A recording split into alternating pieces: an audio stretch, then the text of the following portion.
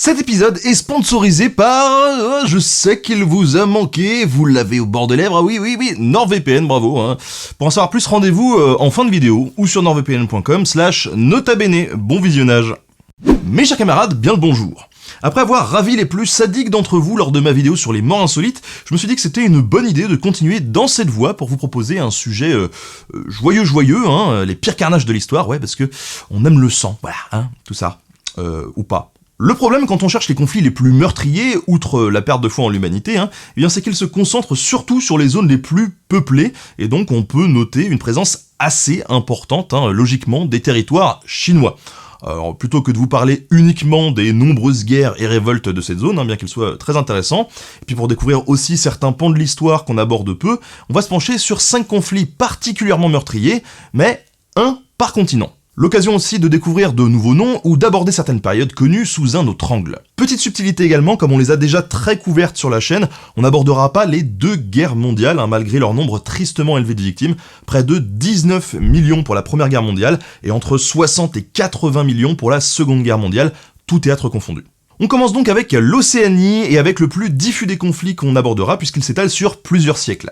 Les différentes guerres, mais aussi les massacres purs et simples qui constituent l'annexion par les colons britanniques des territoires dans lesquels vivaient les aborigènes d'Australie.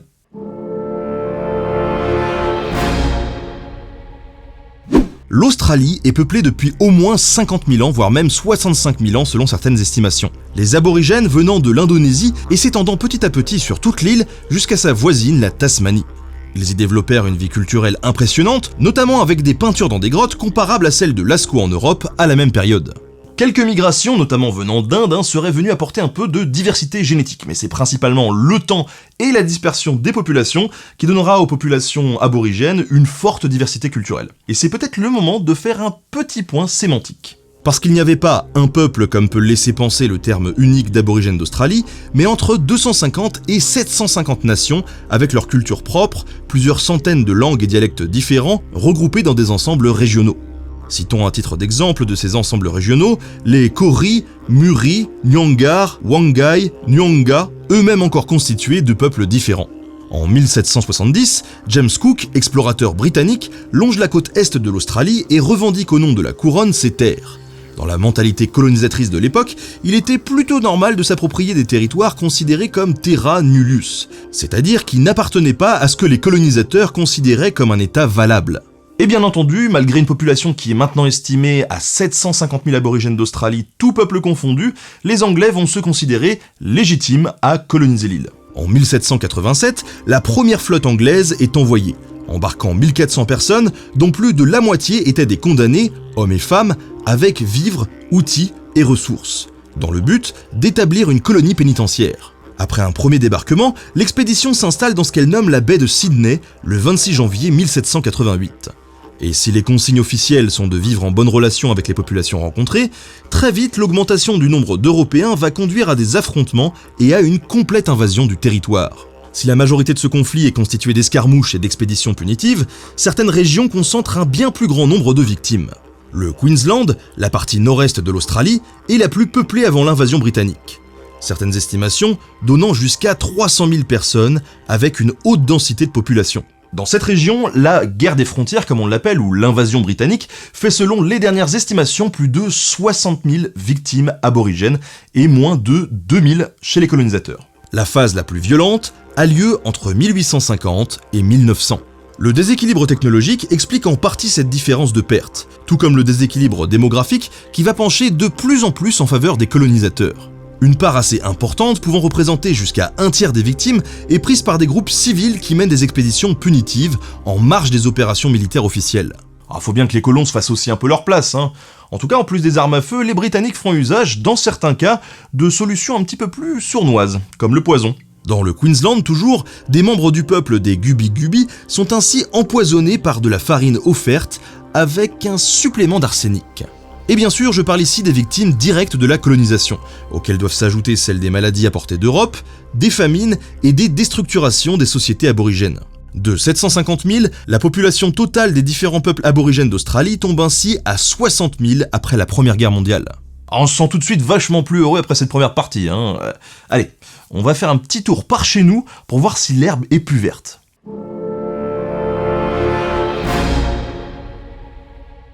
C'est pas trop dur à deviner, en dehors des deux guerres mondiales, ce qui a tapé très fort en Europe, c'est surtout Napoléon Bonaparte. Et vous vous en doutez bien en voyant cette vidéo qui ne fait pas 3 heures, alors qu'on a encore 3 parties quand même à traiter, je ne vais pas revenir ici dans le détail de l'ensemble des conflits qui ont émaillé le règne de l'empereur des Français. Déjà, c'est un peu le bordel pour savoir à partir de quand on peut parler de guerre napoléonienne.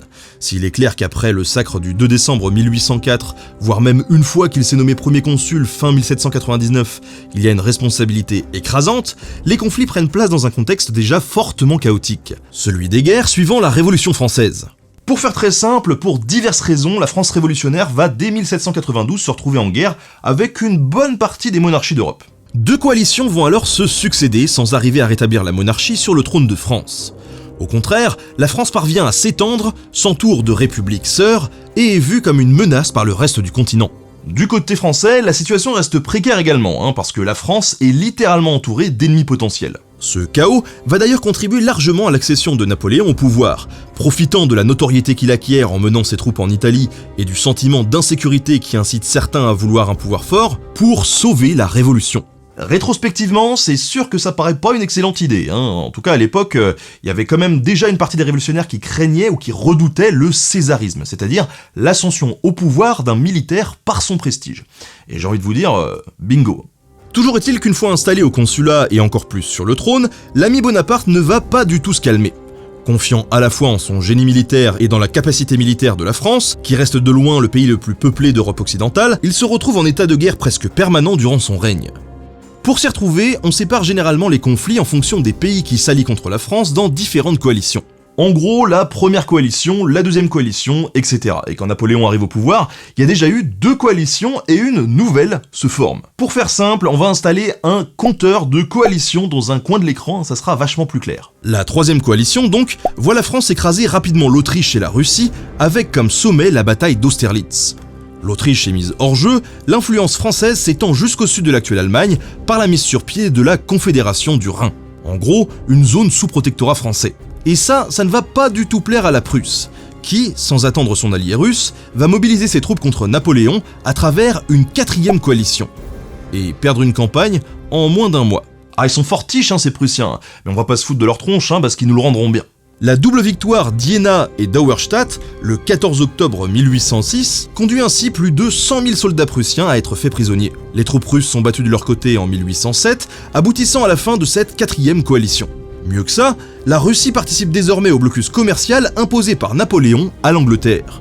En gros, voyant qu'il ne pouvait envahir directement l'Angleterre faute d'une flotte suffisante, l'idée était de les asphyxier économiquement en interdisant à quiconque sur le continent de commercer avec eux. Le type se frotte les mains, le ventre, tout ce qu'il peut quoi. En 1808, la population espagnole se soulève contre le gouvernement favorable aux Français. L'armée française présente sur place réprime le soulèvement et la monarchie espagnole est remplacée quand Joseph, le frère de Napoléon, est nommé par ce dernier roi d'Espagne. C'est alors la péninsule tout entière qui se braque, immobilisant de nombreuses troupes et permettant à l'Angleterre de reprendre petit à petit le terrain sous le commandement du duc de Wellington.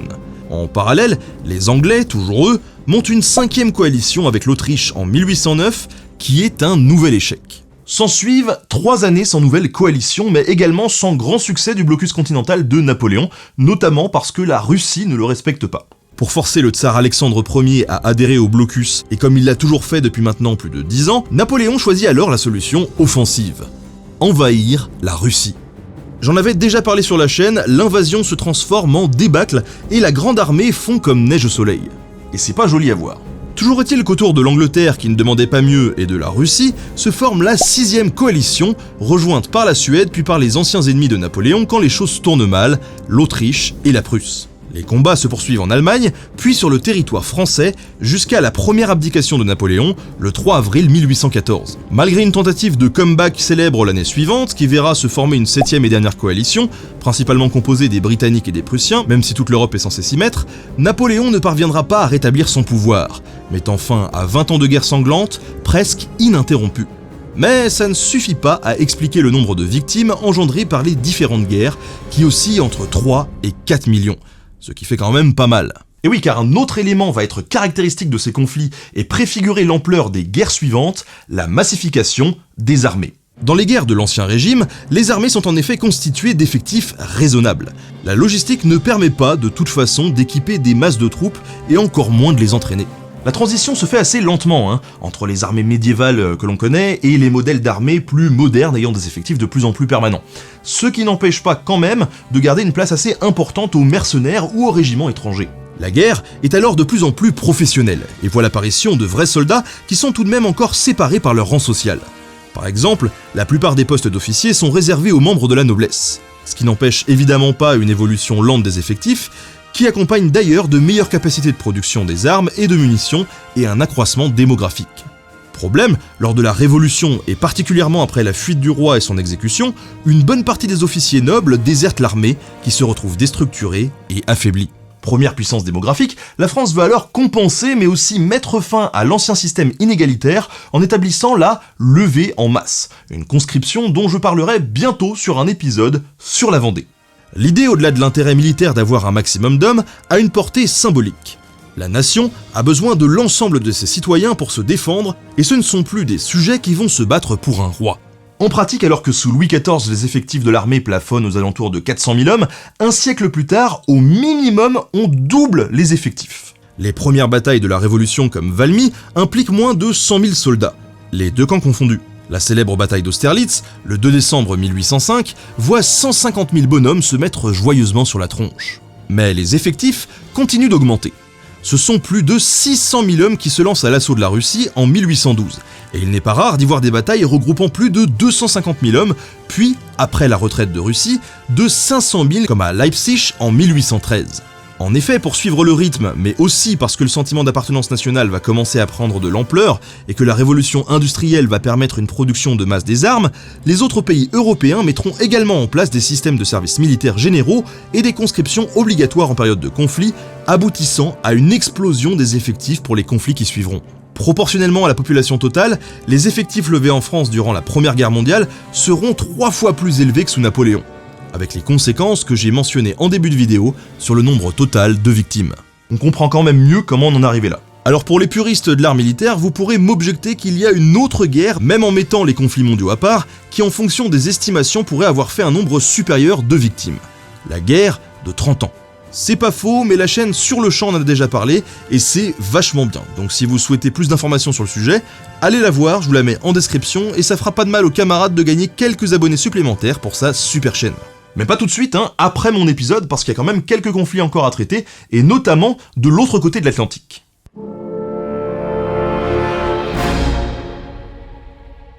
Si on accepte la colonisation des Amériques, qui s'étend quand même sur plusieurs siècles et rend toute estimation très compliquée, on peut se demander quel est le conflit le plus meurtrier du continent américain. Parce que oui, déjà, il y a eu plusieurs conflits en dehors de la guerre de sécession qui doit être sans doute la plus connue. De nombreuses luttes pour l'indépendance, des guerres frontalières dans les années 30, et même une guerre qui a eu comme élément déclencheur des matchs de foot. On y reviendra peut-être un jour. La palme du plus meurtrier revient à une période de l'histoire mexicaine qu'on qualifie globalement de révolution mexicaine. Une succession de coups d'État et de guerres civiles, surtout entre 1910 et 1920. Indépendant depuis 1821, le Mexique au début du XXe siècle est gouverné par un régime autoritaire depuis 40 ans, sous la présidence de Porfirio Díaz. On dirait le cousin de Staline sur cette photo, mais c'est juste la moustache. Cette période autoritaire de stabilité politique va permettre au pays de se développer économiquement, mais au prix d'inégalités sociales criantes, conduisant à de nombreux mouvements sociaux réprimés dans la violence. À ces troubles sociaux s'ajoutent des revendications d'une classe moyenne de plus en plus nombreuse, mais privée de relais politiques. Les élections qui ont lieu sont suspectées d'être truquées et Francisco Madero, le dernier opposant à Díaz aux élections de 1910, est par exemple emprisonné par le pouvoir quelques jours avant le scrutin et obtient malgré une campagne populaire moins de 10% des voix. Pas ouf quoi. Une fois libéré, Madero s'enfuit aux États-Unis et entreprend d'organiser un coup d'État contre le président Díaz qui commence en février 1911.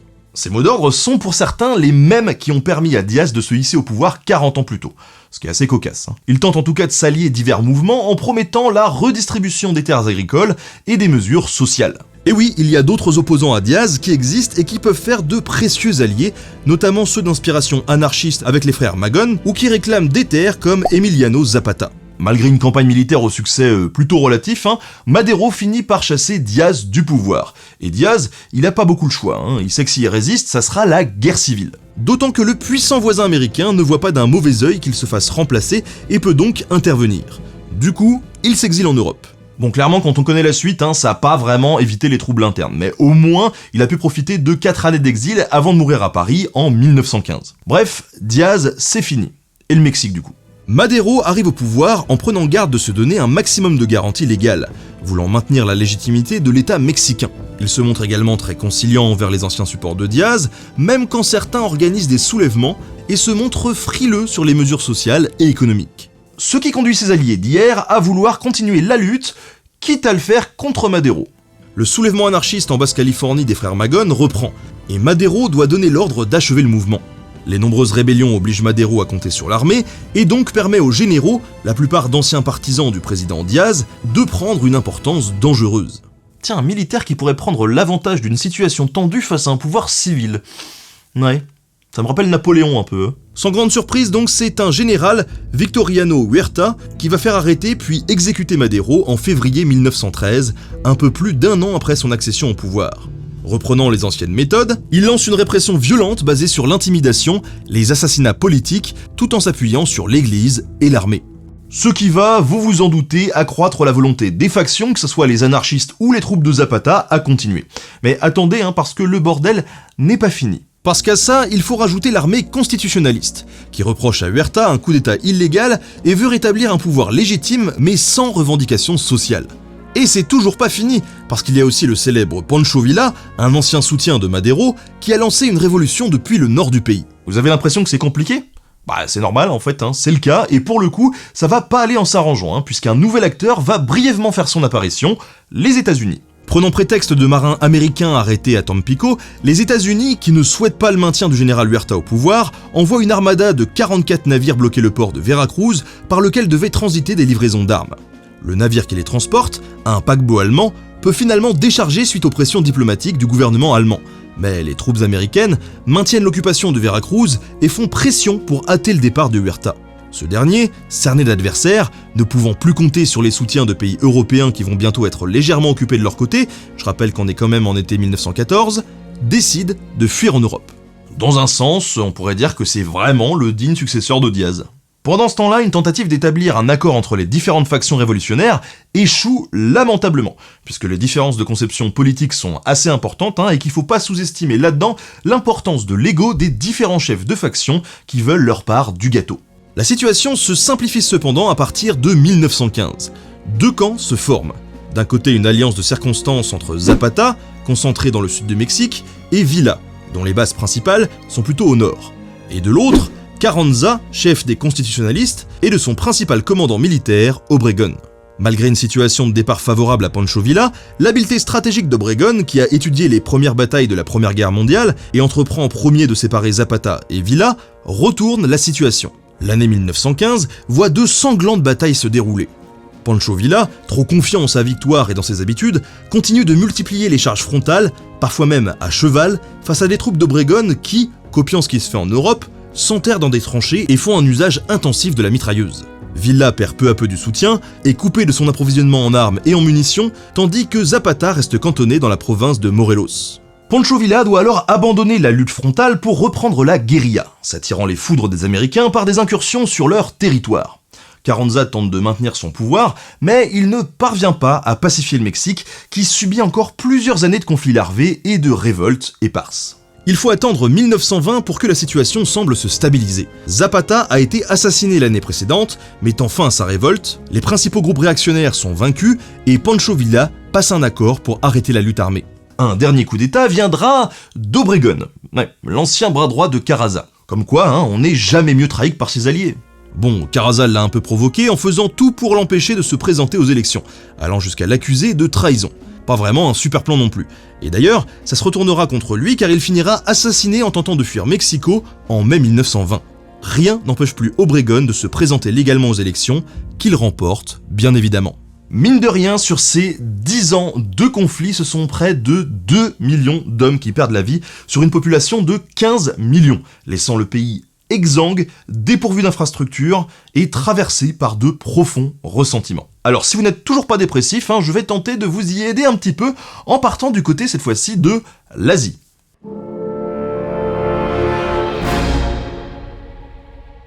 C'était bien obligé en parlant de conflits meurtriers, il est maintenant temps de passer par la Chine. Et pour tout vous dire, tant mieux parce que c'est finalement une histoire qu'on connaît relativement peu, à part une espèce de vague image d'ensemble d'une Chine plus symbolique qu'autre chose. Du coup, c'est une bonne occasion de démêler un petit peu tout ça. Depuis la fin du XVIIe siècle, les territoires de la Chine actuelle sont globalement tous sous l'autorité d'une même dynastie, la dynastie des Qing avec un Q. Originaires de Mandchourie, une région au nord de la Chine, les Qing gardent la ville de Pékin comme centre de leur pouvoir. À la tête d'un empire puissant, doté d'une administration avancée et fonctionnant principalement au mérite, les Qing ouvrent la voie à une période de prospérité durant le XVIIIe siècle, en parallèle d'une fermeture envers le monde extérieur. Le commerce est fortement limité et doit se dérouler uniquement dans certains lieux précis, comme le port de Macao, un comptoir commercial que les Portugais occupent en échange d'un loyer versé à la Chine. Malgré la volonté du pouvoir central d'isolation, allant jusqu'à l'exclusion de tout missionnaire, le christianisme se répand petit à petit en Chine, dont les pratiques religieuses mêlent alors taoïsme, bouddhisme et confucianisme. L'importance des cultes n'est pas négligeable, car la légitimité même de la dynastie est liée au mandat céleste, une forme de royauté de droit divin, mais qui peut se révéler fragile car de nombreux signes comme des catastrophes ou des défaites militaires peuvent être interprétés comme une perte de ce mandat divin. Et justement, des catastrophes et des défaites, il va y en avoir. Au XVIIIe siècle, la Chine est une véritable puissance économique et attire en effet la convoitise des nations occidentales, alors en pleine croissance coloniale et cherchant des débouchés commerciaux. Sauf que les échanges avec la Chine sont soumis à de fortes taxes par l'administration impériale, et ne se font que contre des monnaies d'argent, alors que la plupart des pays européens cherchent plutôt à écouler directement des biens, notamment les Anglais qui achètent de grandes quantités de thé. Comme quoi les clichés, c'est pas toujours sans fondement. Pour renverser la balance commerciale, les Anglais vont faire un commerce intensif de l'opium, cultivé en Inde et utilisé de plus en plus comme drogue par les Chinois. Le résultat ne se fait pas attendre, ils récupèrent via l'opium une grande partie de l'argent chinois et le déséquilibre commence alors à se faire sentir dans l'autre sens. Voulant limiter les risques pour l'économie, mais aussi les ravages sanitaires que l'opium est en train de causer, l'empereur tente de réguler puis d'interdire le commerce de l'opium, malgré une corruption qui gangrène une bonne partie de l'administration. Les stocks de marchandises sont confisqués et brûlés, ce que les Anglais interprètent comme une atteinte à leur droit de commercer. Ils décident alors d'envoyer une troupe militaire, parce que business is business, faut pas déconner. Entre 1839 et 1842 a lieu la première guerre de l'opium, dans laquelle la Chine est sévèrement battue, mettant à mal la légitimité dynastique des Qing, en plus de l'ouverture forcée du commerce à l'Occident. Ce qui marque le début d'un déclin rapide du pouvoir central chinois et exacerbe les tensions sociales qui traversent le pays. La monnaie devient plus rare, augmentant dans les faits une augmentation d'impôts pour la population. Et pour ne rien arranger, plusieurs catastrophes naturelles s'abattent sur la Chine. Des inondations, des sécheresses, bref, des trucs qui engendrent de nombreuses famines. C'est dans ce contexte que Hong Xiuquan, un paysan qui tentait depuis plusieurs années de passer les examens pour devenir fonctionnaire dans l'administration impériale et qui avait eu accès à des contacts avec des missionnaires chrétiens, commence à faire parler de lui. Il interprète des visions qu'il a depuis plusieurs années comme des signes divins qu'il est le frère cadet de Jésus et qu'il a comme mission de combattre le mal. Il amalgame des notions de christianisme avec les traditions chinoises et obtient assez vite un succès populaire. Et à titre perso, je pense qu'il avait aussi un bon stock d'opium caché sous son pieu, mais on verra plus tard que c'était pas vraiment possible vu qu'il y était profondément hostile. Et en même temps, ce serait pas la première fois qu'un politique dit quelque chose en faisant l'inverse de ce qu'il dit. Si avec le recul son ascension peut paraître surprenante, la société chinoise de l'époque est déjà basée sur une légitimité divine du pouvoir impérial. Et clairement, les signes de perte de cette légitimité commençaient à s'accumuler. En plus de ça, il était courant de faire des mix de plusieurs cultes parce que c'était bien plus facile à mettre en place que les rites codifiés et exclusifs qu'on connaît en Europe. Rajoutez à ça des revendications populaires portées par la société des adorateurs de Dieu, comme une abolition de l'esclavage, une redistribution des terres et de la nourriture et la fin de nombreuses traditions, et vous comprendrez vite l'intérêt que vont avoir de nombreux Chinois, surtout des paysans, à suivre le mouvement. Hong Xiuquan veut alors remplir sa mission d'affronter le mal, à savoir le gouvernement Qing. Il rassemble une armée qu'il discipline et prend en 1853 Nankin, capitale de l'ancienne dynastie Ming, dont il fait le centre de son royaume céleste de la Grande Paix. C'est le début de la révolte des Taiping. Il adopte de très nombreuses réformes, comme la redistribution des biens, ça je l'ai déjà mentionné, mais aussi l'interdiction de la polygamie, l'interdiction du bandage des pieds des filles, de la consommation de la drogue, etc. Donc pas des trucs trop nuls. Ce qu'il faut bien comprendre, c'est que le territoire contrôlé par le royaume céleste ne correspond qu'à une petite partie de l'empire chinois, mais comprend certaines des régions les plus riches et les plus peuplées. Et la dynastie Qing tarde à réagir puisqu'elle est déjà en proie à d'autres révoltes. Pourtant, la révolte Taiping n'arrive pas à s'allier efficacement avec ces autres mouvements, et a même du mal à convaincre les paysans du nord du pays de les rejoindre. Une guerre longue va s'installer, dans laquelle l'armée impériale, aidée de plusieurs armées privées de grands propriétaires terriens, va petit à petit reprendre l'avantage. L'intransigeance de Hong Xiuquan sur l'interdiction de l'opium poussera en tout cas les occidentaux à plutôt soutenir les Qing. Et ça va pas manquer d'affaiblir Xiuquan, alors qu'il venait de finir une deuxième guerre de l'opium. Le mouvement lui-même se déchire lors de querelles de chefs et est rapidement victime de la même corruption qu'il décrivait dans l'administration impériale. En 1857, plus de 100 000 hommes désertent suite à la défection d'un général, alors que les troupes Taiping ne parviennent pas, malgré plusieurs tentatives, à remonter vers le nord et la capitale impériale. Les défaites s'enchaînent à partir de 1861, la capitale céleste est assiégée et Hong Xiuquan meurt en 1864. Une partie de ses troupes continueront à combattre durant quelques années, mais sans jamais menacer sérieusement le pouvoir. En une dizaine d'années de guerre, cette révolte aura fait, tenez-vous bien, entre 20 et 30 millions de victimes. Un chiffre considérable et supérieur à l'ensemble de la Première Guerre mondiale. Cette révolte va en tout cas durement influencer les mouvements politiques chinois qui suivront et qui se réclameront des Taiping, que ça soit lors du renversement de la dynastie Manchu en 1911 jusqu'au communisme de Mao. Et ouais, rien de tel qu'un vieux combat et de vieilles icônes pour légitimer son action politique, on change pas les recettes qui gagnent.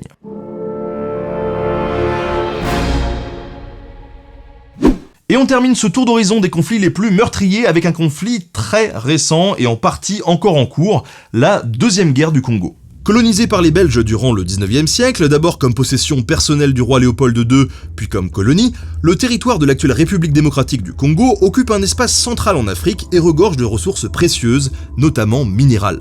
La colonisation, comme partout ailleurs en Afrique, est violente et aboutit selon les estimations récentes à plusieurs millions de morts. Conséquence des travaux forcés, des répressions brutales et du bouleversement des sociétés africaines. En plus de ça, les découpages territoriaux ne correspondent souvent pas aux réalités culturelles locales, et durant le XXe siècle, les puissances coloniales vont souvent exacerber les différences entre ethnies, accentuant les tensions. Pour les conséquences sur une autre colonie belge, le Rwanda, vous pouvez aller voir la vidéo de Dave Sheck sur le sujet, je vous la mets en description. Après l'indépendance et un bref gouvernement de Lumumba, le Congo passe sous la dictature de Mobutu, soutenu par les pays occidentaux. Entre 1965 et 1997, le régime de Mobutu se maintiendra au pouvoir grâce à ce soutien, en tout cas jusqu'à la fin de la guerre froide. Mais les mouvements de contestation prennent finalement le dessus en 1997, soutenus par plusieurs pays africains voisins, notamment le Rwanda et l'Ouganda. Cependant, une fois Mobutu renversé, le nouveau président Laurent-Désiré Kabila demande, en 1998, aux forces rwandaises et ougandaises de quitter le territoire congolais, maintenant que la situation est stabilisée. Cette demande provoque une crainte chez de nombreux Tutsis rwandais, qui voulaient en profiter pour lutter contre les factions armées Hutus, qui avaient fui après avoir participé au génocide de 1994. Un coup d'état militaire est alors tenté par plusieurs groupes rebelles, soutenus par le Rwanda et l'Ouganda, qui parvient presque à mettre en échec le nouveau gouvernement congolais à partir d'août 1998. L'intervention de plusieurs pays voisins en faveur de Kabila lui permet cependant de s'établir durablement dans tout l'ouest du Congo, tandis que le nord-est reste aux mains de différents groupes rebelles. En parallèle des armées officielles avec des guillemets qui tenaient les villes et places stratégiques, un grand nombre de milices et de groupes paramilitaires seront impliqués dans le conflit, brouillant souvent les lignes de front. De nombreuses exactions ont été constatées, notamment une utilisation systématique du viol comme arme de guerre ou l'utilisation d'enfants soldats. En quelques années, on estime à plusieurs millions le nombre de victimes, en grande majorité civiles. Le conflit ne se terminera qu'avec le retrait progressif de plusieurs pays et la mise sur pied en 2003 d'un gouvernement de transition reprenant des représentants des différents groupes belligérants sous la présidence de Joseph Kabila, qui succéda à son père, assassiné en 2001. La situation est donc toujours très tendue, on est sur de l'histoire récente et c'est compliqué de prendre du recul sur tout ça, mais fallait en parler. Merci à tous d'avoir suivi cet épisode qui remonte le moral des petits et des grands, j'espère en tout cas que vous aurez appris quelques trucs. Merci au camarade belge Tanguy qui a préparé cette émission, qui est passé il y a quelques mois à temps plein d'ailleurs sur l'émission, et qui généralement bosse sur l'iconographie de l'émission. Cet épisode il a été sponsorisé par NordVPN qui, comme tous les sponsors de la chaîne, permettent de sortir beaucoup plus d'épisodes, vous le voyez sans doute ces derniers temps. Merci à eux pour leur soutien. NordVPN, pour ceux qui habiteraient dans une grotte, c'est une société qui propose un VPN. Voilà. Alors vous allez me dire, sans déconner Ben, oui. Alors qu'est-ce que c'est un VPN ? Un VPN, c'est un outil que vous installez sur votre ordinateur ou votre téléphone, ou votre Mac ou votre iPhone, si vous faites partie de ce camp-là, vous avez le droit, pour vous aider à protéger vos données et votre identité sur Internet. Et avec NordVPN, vous n'avez besoin que d'un seul compte pour protéger tous vos appareils. Un des avantages que vous pouvez avoir parmi d'autres en utilisant un VPN, c'est par exemple d'avoir accès à des contenus à l'étranger qui sont bloqués dans votre pays, sur YouTube et même plus largement sur Internet. Ce qui est plutôt salutaire quand on a un message nul qui s'affiche sur notre écran alors qu'on avait très envie de voir cette vidéo ou de lire cet article. Pour ce partenariat, NordVPN vous propose une réduction de 70% si vous prenez un abonnement de 3 ans, ce qui revient à peu près à 3,17€ par mois pour vous protéger. Et pour le coup, vous avez 30 jours d'essai pendant lesquels vous pouvez vous rétracter si vous n'êtes pas content du service. Pour bénéficier de l'offre de réduction, je vous invite à aller sur nordvpn.com/notabene et si vous rentrez le code notabene tout attaché sur le site de NordVPN, vous avez un mois gratuit en plus. Je vous remets toutes les infos de l'opération en description. Merci à tous de suivre l'émission semaine après semaine. On se retrouve très bientôt sur Insta, Twitter, Facebook et bien évidemment sur YouTube. Salut!